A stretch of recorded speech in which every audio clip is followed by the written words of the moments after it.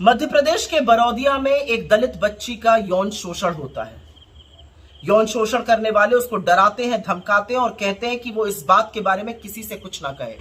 थोड़ी बहुत हिम्मत जुटाकर वो अपने परिवार को इस बात के बारे में बताती है और बड़ी मुश्किल से एफआईआर होती है।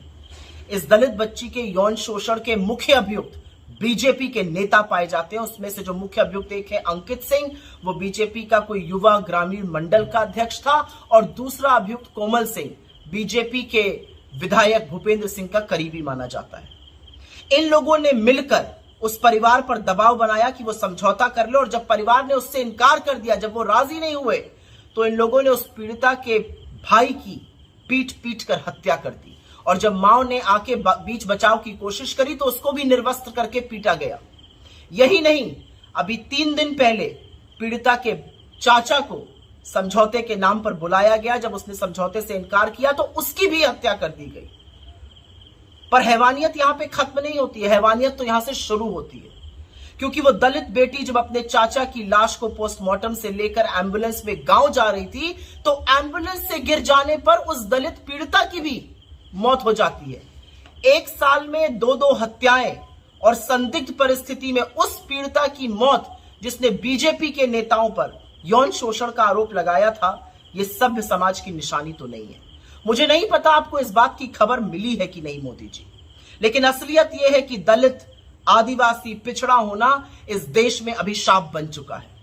असलियत तो यह है कि समझ में नहीं आता कि इन दरिंदों को क्यों लगता है कि वो इस देश की आधी आबादी के खिलाफ, खास तौर से दलित बेटियों के खिलाफ ये सब कर सकते हैं। उनको कहां से ये बेखौफ रवैया आता है? उनको लगता है कि आप हर बार की तरह संरक्षण आरोपी को देंगे और बेटी के खिलाफ खड़े होंगे, इसलिए वो ऐसा करते हैं। असल में तो मोदी जी जब आप चुनावी मंच से मुजरा शब्द का प्रयोग बार बार करते हैं तो इन आदमखोरों को हौसला मिलता है, इनको साहस मिलता है। इस तरह की हरकत बेटियों के साथ करने से इनको लगता है औरत दोयम दर्जा है और उसके साथ वो चाहे तो कुछ भी कर सकते हैं। आपसे कोई भी आशा करना बेईमानी है, क्योंकि आप हर बार की तरह इस बार भी आरोपियों के साथ ही खड़े होइएगा। मीडिया में हर बार की तरह सुरटपक सन्नाटा है। महिला मंत्री खामोश रहेंगे, महिला आयोग आंखों पे पट्टी बांध लेगा, लेकिन असलियत यह है कि इस देश में एक दलित बेटी के साथ इतनी बड़ी घटना होती है, हत्याएं होती हैं। आपके दरिंदे, आपके आदमखोर ना सिर्फ हमारी बेटियों का शोषण करते हैं, उनकी निर्मम हत्या भी कर रहे हैं, लेकिन आपके कान पर जूं नहीं रेंगती है। मुझे दुख है इस बात का कि आप इस देश के प्रधानमंत्री बने, क्योंकि आपके 10 साल के शासनकाल आधी आबादी के लिए अभिशाप से ज्यादा कुछ नहीं।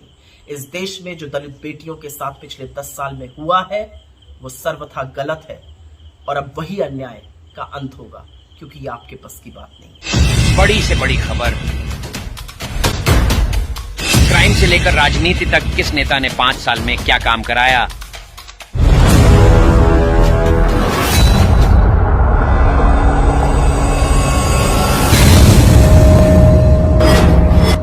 मिलेगी सबसे पहले हर खबर चेंजिंग फ्यूचर न्यूज पर, जो बदलेगा आपका